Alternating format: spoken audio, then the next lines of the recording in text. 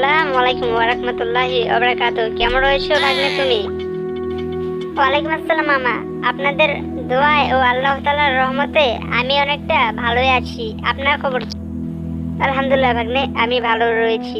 তাহলে চলো মাগরিবের নামাজটা পড়ে আসি দুই মামা ভাগ্নে মিলে।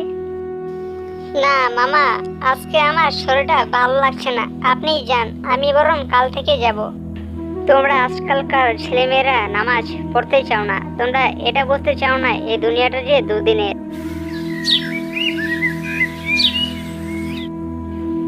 দুনিয়ার ব্যস্ততায় আমরা ভুলে গেছি রবের কথা, ভুলে গেছি একদিন আমাদেরকে ওই অন্ধকার কবর যেতে হবে।